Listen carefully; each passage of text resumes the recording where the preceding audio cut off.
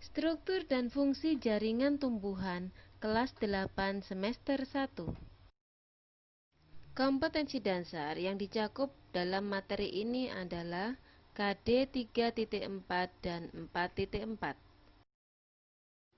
Sedangkan tujuan pembelajaran yang ingin dicapai adalah siswa dapat mendeskripsikan struktur jaringan penyusun akar, batang, dan daun, menjelaskan hubungan antar struktur dan fungsi pada akar, batang, dan daun, membandingkan struktur jaringan yang menyusun akar, batang, dan daun, serta siswa mampu menunjukkan pemanfaatan teknologi yang terilhami struktur tumbuhan.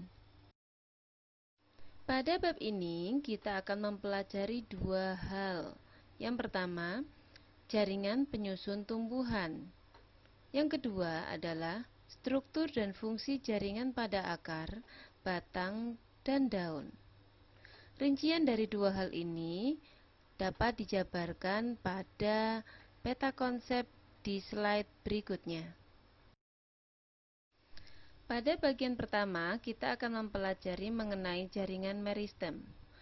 Jaringan meristem adalah jaringan yang sel-selnya aktif membelah diri secara mitosis untuk menambah jumlah sel-sel tubuh pada tumbuhan, sehingga tumbuhan mengalami pertambahan tinggi dan volume. Sedangkan ciri-cirinya adalah sel-selnya berdinding tipis, berbentuk bulat, lonjong atau poligonal, dan relatif kaya akan protoplasma. Berdasarkan asal terbentuknya, jaringan meristem dikelompokkan menjadi dua macam, yaitu meristem primer dan meristem sekunder. Pada bagian pertama, kita akan mempelajari mengenai jaringan meristem. Jaringan meristem adalah jaringan yang sel-selnya aktif membelah diri secara mitosis untuk menambah jumlah sel-sel tubuh pada tumbuhan, sehingga tumbuhan mengalami pertambahan tinggi dan volume. Sedangkan ciri-cirinya adalah sel-selnya berdinding tipis, berbentuk bulat, lonjong atau poligonal, dan relatif kaya akan protoplasma. Berdasarkan asal terbentuknya, jaringan meristem dikelompokkan menjadi dua macam, yaitu meristem primer dan meristem sekunder. Meristem primer adalah jaringan meristem pada tumbuhan yang sel-selnya aktif membelah. Pada umumnya terdapat pada ujung batang dan ujung akar, menyebabkan pertumbuhan primer pada tumbuhan atau pertumbuhan vertikal atau perpanjangan akar dan batang, yang bisa kita lihat pada gambar berikut ini. Berikut ini ditampilkan dua gambar meristem primer yang didapatkan dengan memotong bagian pucuk atau ujung batang dan juga ujung akar, kemudian diamati melalui mikroskop. Pada gambar sebelah kiri, di situ tampak meristem apikal atau meristem pucuk yang diambil dari ujung batang. Sedangkan pada gambar sebelah kanan menunjukkan meristem apikal pada bagian akar. Berikutnya kita mempelajari tentang meristem sekunder. Meristem sekunder berasal dari sel-sel dewasa yang berubah sifatnya menjadi meristematik kembali atau aktif membelah kembali.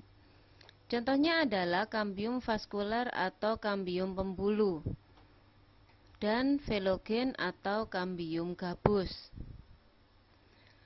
Kambium vaskuler merupakan lapisan sel-sel yang aktif membelah yang terletak di antara pembuluh angkut xilem dan floem. Aktivitas pembelahan kambium vaskuler ke arah dalam akan membentuk xilem sekunder dan ke arah luar membentuk floem sekunder. Kambium vaskuler ini banyak terdapat pada batang dan akar tumbuhan dikotil, sedangkan tumbuhan monokotil pada umumnya tidak memiliki kambium vaskuler. Pada gambar berikut ini diketahui bahwa kambium vaskuler membentuk floem ke arah luar dan xilem ke arah dalam. Aktivitas kambium ini menyebabkan tumbuhan mengalami pertumbuhan sekunder sehingga batang menjadi besar. Kalian pernah mendengar istilah lingkaran tahun, bukan? Siapa yang tahu? Iya, lingkaran tahun terbentuk karena aktivitas kambium vaskuler yang dipengaruhi oleh musim. Saat musim hujan, banyak air yang dapat diserap oleh tumbuhan menyebabkan pembelahan sel kambium vaskuler meningkat dan ukuran sel menjadi besar. Akibatnya terbentuk daerah terang. Saat musim kemarau, air yang dapat diserap tumbuhan sedikit, sehingga pembelahannya lebih lambat. Sel-sel hasil pembelahan juga memiliki ukuran yang kecil dan rapat, sehingga terbentuk daerah gelap pada batang. Nah, dengan adanya bagian gelap dan terang seperti lingkaran ini, nanti kita bisa mengetahui atau menentukan umur pohon dengan melihat lingkaran tahun tersebut. Berikutnya kita akan mempelajari tentang jaringan dewasa. Jaringan dewasa merupakan jaringan yang bersifat non-meristematik atau tidak aktif membelah. Berasal dari pembelahan sel-sel meristem primer dan sekunder yang telah berdiferensiasi atau mengalami perubahan bentuk sehingga memiliki fungsi tertentu. Berdasarkan fungsinya, jaringan dewasa ini dikelompokkan menjadi 4. Yang pertama, jaringan pelindung. Kedua, jaringan dasar. 3, jaringan penyokong. Dan yang keempat, jaringan pengangkut, yang akan kita pelajari pada slide berikut ini. Jaringan pelindung terdapat di seluruh permukaan luar tumbuhan yang berfungsi untuk melindungi bagian dalam tumbuhan dari berbagai pengaruh luar yang merugikan. Contoh jaringan pelindung yaitu jaringan epidermis. Lihatlah gambar di bawah ini. Pada gambar A, di situ nampak sel-sel epidermis yang bentuknya hampir sama. Tetapi ada bagian sel epidermis yang bentuknya berbeda. Sel yang berbeda ini merupakan sel epidermis yang mengalami diferensiasi atau perkembangan, membentuk stomata. Sehingga stomata bisa kita katakan bentukan atau modifikasi dari epidermis. Sedangkan pada gambar B, di situ epidermis bermodifikasi menjadi sisik, tepatnya pada daun durian. Jaringan dasar terdapat di seluruh bagian tumbuhan yang berperan penting dalam semua proses fisiologis pada tumbuhan. Contoh dari jaringan dasar ini adalah jaringan parenkim. Jaringan parenkim itu sendiri dapat berdiferensiasi. Apa saja diferensiasinya? Lihatlah gambar di bawah ini. Pada gambar sebelah kiri, di situ merupakan jaringan parenkim pada umbi kentang. Pada buah dan umbi, jaringan parenkim biasanya berdiferensiasi menjadi parenkim cadangan makanan, yang fungsinya untuk menyimpan cadangan makanan bagi tumbuhan. Sedangkan pada gambar sebelah kanan, di situ merupakan gambar irisan melintang dari daun. Pada daun, jaringan parenkim berdiferensiasi menjadi jaringan palisade dan jaringan bunga karang, yang berfungsi sebagai tempat terjadinya proses fotosintesis. Jaringan penyokong atau penguat merupakan jaringan yang berperan untuk menunjang bentuk tubuh tumbuhan. Berdasarkan bentuk dan sifatnya dibagi menjadi 2, yaitu kolenkim dan sklerenkim. Kolenkim berfungsi untuk menyokong bagian tumbuhan yang masih muda. Dapat kalian lihat pada gambar bagian A di bawah ini. Yang kedua adalah sklerenkim. Berfungsi untuk menyokong bagian tumbuhan yang sudah tua. Berdasarkan bentuk selnya dibedakan menjadi dua, yaitu jaringan serat atau fiber dan jaringan sklereid yang bisa kalian lihat pada gambar B. Untuk jaringan berikut ini, pasti kalian sudah tidak asing lagi dan sering mendengarnya. Ya, jaringan pengangkut atau vaskuler. Jaringan pengangkut terdiri dari dua jenis, yaitu xilem atau pembuluh kayu dan floem atau pembuluh tapis. Xilem berfungsi untuk mengangkut air dan zat-zat terlarut di dalamnya dari akar menuju daun. Dan floem berfungsi untuk mengangkut hasil fotosintesis dari daun ke seluruh tubuh tumbuhan. Pada bagian kedua ini, kita akan mempelajari tentang struktur dan fungsi jaringan pada akar, batang, dan daun, yang masing-masing akan kita pelajari pada slide berikut ini. Gambar berikut ini merupakan struktur jaringan akar. Pada gambar tersebut tampak irisan membujur pada jaringan akar.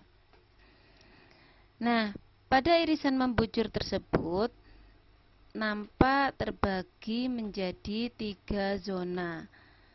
Yang pertama, di bagian bawah adalah zona pembelahan, dan yang bagian atasnya di situ merupakan zona pemanjangan, maksudnya pemanjangan sel. Sedangkan yang ketiga di situ zona diferensiasi atau perkembangan sel. Pada bagian zona diferensiasi tampak muncul rambut akar yang merupakan modifikasi dari sel epidermis akar. Kita kembali lagi pada bagian ujung paling bawah. Di situ tampak tudung akar. Nah, tudung akar di sini berfungsi untuk melindungi sel-sel meristem pada saat membelah, sehingga dapat menembus tanah tanpa mengalami kerusakan. Perhatikan gambar penampang melintang akar berikut ini. Di situ terlihat beberapa bagian penyusun akar. Dari yang paling luar, di situ tersusun atas jaringan yang disebut epidermis. Sedangkan di dalamnya terdapat jaringan yang disebut korteks. Bagian lebih dalam lagi yang tersusun seperti lingkaran itu disebut endodermis. Di bagian paling dalam tersusun atas silinder pusat, di mana silinder pusat ini terdiri atas jaringan pengangkut yaitu xilem dan floem. Pada gambar tersebut juga ada perbedaannya. Pada gambar A ditampilkan akar tumbuhan dikotil, sedangkan gambar B adalah akar tumbuhan monokotil. Coba kalian amati, di mana letak perbedaan dari dua gambar tersebut? Iya, betul sekali. Letak perbedaannya terdapat pada susunan dari berkas pengangkutnya.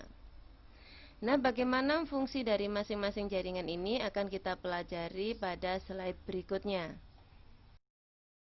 Berikut ini adalah fungsi dari epidermis dan korteks. Epidermis merupakan bagian terluar akar. Sel-sel epidermis memiliki dinding yang tipis. Dan pada bagian tertentu, sel epidermis mengalami modifikasi seperti menjadi rambut akar yang berfungsi untuk memperluas bidang penyerapan air dan mineral. Sedangkan korteks tersusun atas jaringan parenkim yang berfungsi sebagai tempat penyimpan cadangan makanan bagi tumbuhan. Sedangkan endodermis tersusun atas satu lapis sel yang membatasi korteks dengan silinder pusat. Pada bagian endodermis terdapat pita Kaspari yang berfungsi untuk mengatur jalannya mineral yang diserap oleh akar agar menuju ke silinder pusat. Untuk lebih jelasnya, perhatikan gambar di bawah ini. Pada gambar di situ ada garis yang berwarna biru dan garis yang berwarna merah. Alur garis yang berwarna biru menunjukkan bahwa air dan mineral masuk ke dalam rambut akar sudah melewati membran sel yang bersifat semi-permeabel. Maksudnya semi-permeabel di sini adalah hanya zat tertentu saja yang bisa masuk ke dalam sel. Contohnya air, mineral, dan ion. Nah, jika pada alur biru di situ menunjukkan bahwa partikel air yang terserap sudah terseleksi oleh membran sel. Sedangkan pada alur garis berwarna merah di situ air dari dalam tanah masuk melalui celah antar sel. Tetapi air yang masuk melalui celah antar sel ini harus melewati endodermis dulu. Dia tidak akan bisa masuk ke dalam silem karena harus melewati pita Kaspari dulu. Nah, pita Kaspari inilah yang mengatur supaya air dan mineral terseleksi oleh membran semipermeabel dari sel, sehingga yang masuk ke dalam silem hanya partikel yang berukuran kecil saja. Silinder pusat atau yang biasa disebut dengan stele itu tersusun atas jaringan pengangkut dan jaringan pendukung lainnya seperti perisikel dan parenkim empulur. Sedangkan sel-sel perisikel tersebut berfungsi untuk membentuk cabang akar. Perhatikan gambar struktur jaringan batang berikut. Di situ tampak bagian-bagian dari batang yang tersusun atas beberapa macam jaringan. Bagian paling luar tersusun atas jaringan epidermis. Kemudian di bagian dalamnya terdapat korteks yang tersusun atas sel-sel parenkim. Di dalamnya lagi terdapat jaringan pengangkut yang tersusun atas silem dan floem. Ada perbedaan antara gambar A dan B, di mana gambar A merupakan gambar irisan melintang batang dikotil. Di situ jaringan berkas pengangkutnya tersusun rapi membentuk lingkaran atau cincin, dan di bagian dalamnya tampak jaringan parenkim empulur. Sedangkan pada gambar B di situ adalah batang monokotil, di mana susunan berkas pengangkutnya tersebar. Berikut ini adalah fungsi dari bagian atau jaringan yang menyusun batang. Yang pertama adalah epidermis yang berfungsi untuk melindungi bagian yang ada di dalamnya. Pada batang tumbuhan dikotil yang dewasa, epidermis akan rusak dan digantikan oleh periderm atau jaringan gabus. Sedangkan pada korteks tersusun atas jaringan parenkim yang fungsinya juga sebagai penyimpan cadangan makanan. Yang ketiga adalah berkas pengangkut yang tentunya tersusun atas silem dan floem. Untuk perbedaan antara batang monokotil dan dikotil sudah saya jelaskan pada gambar di atas. Untuk lebih memahami, perhatikan gambar berikut ini. Di situ ada dua macam gambar, yakni penampang melintang akar dan juga batang. Nah, sekarang coba kalian tentukan manakah gambar yang merupakan penampang melintang akar dan manakah gambar yang merupakan penampang melintang batang? Ya, betul sekali. Gambar di sisi kiri itu adalah gambar penampang melintang akar, sedangkan yang kanan adalah gambar penampang melintang batang. Bagaimana cara membedakannya? Akan sangat mudah sekali untuk membedakannya, yaitu terletak pada bagian endodermisnya. Jika terdapat bagian berbentuk lingkaran seperti itu, ada endodermis, maka penampang tersebut dikatakan sebagai penampang melintang akar. Karena endodermis hanya dimiliki pada bagian akar.